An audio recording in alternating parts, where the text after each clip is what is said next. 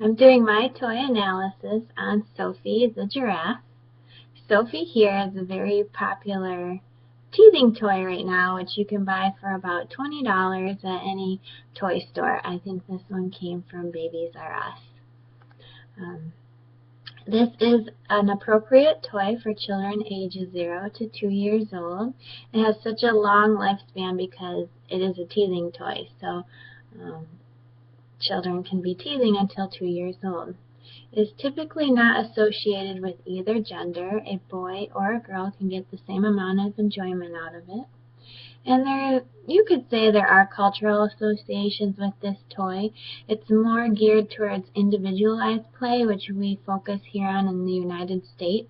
But in our textbook by Kay Smith, they describe the Mayan culture, where they focus on interactive play with other age groups. So Sophie may not be the best toy for multiple age group play. Sophie can help develop gross motor skills, such as hand-to-mouth movement to lift Sophie from the floor into the mouth. It can work on transferring skills from one hand to the other, crossing the midline. And say a parent or a caregiver hid Sophie under a blanket and squeaked it, then the child would have to crawl, walk, scoot, or roll over to find Sophie. And then Sophie also can work on fine motor skills, such as grasping with the hands, biting, chewing, or sucking on Sophie with the teeth, and then squeezing Sophie to make her squeak. So a 0-month-old doesn't necessarily recognize Sophie as a toy, but they can use their reflexive grasp to grasp Sophie and just start to get used to it.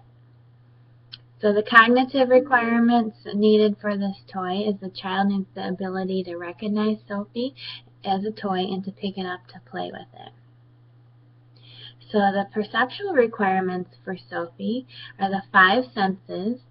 So for sight, Sophie has contrasting colors with her spots, and it provides visual stimulation, and it's an easily recognizable toy.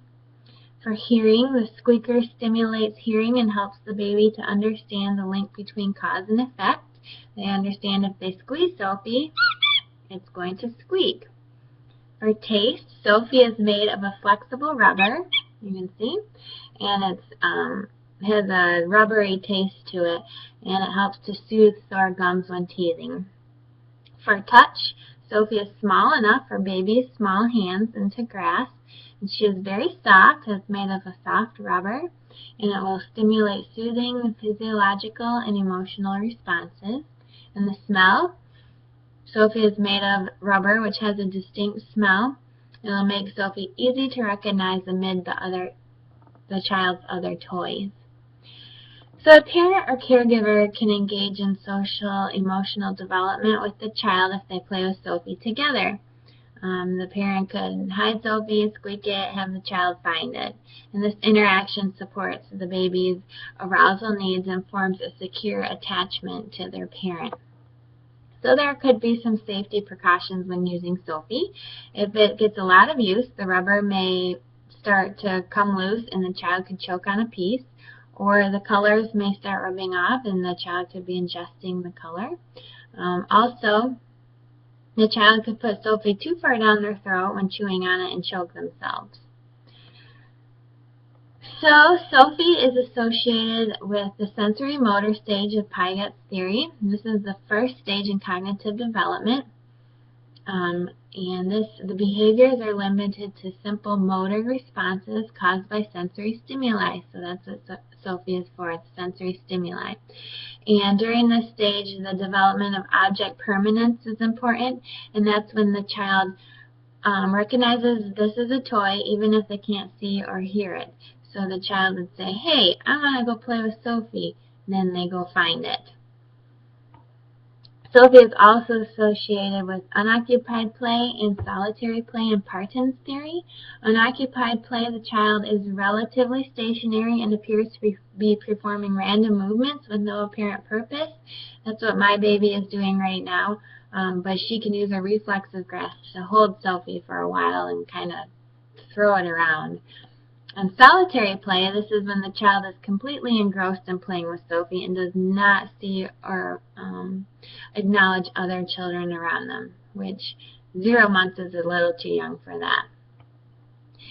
So if a child has a disability, let's say they can't use 2 hands to play with Sophie, the occupational therapist could stabilize Sophie on a solid surface, maybe a high chair tray or a table, or even under the play gym, where it has a bar and the child lays under the play gym.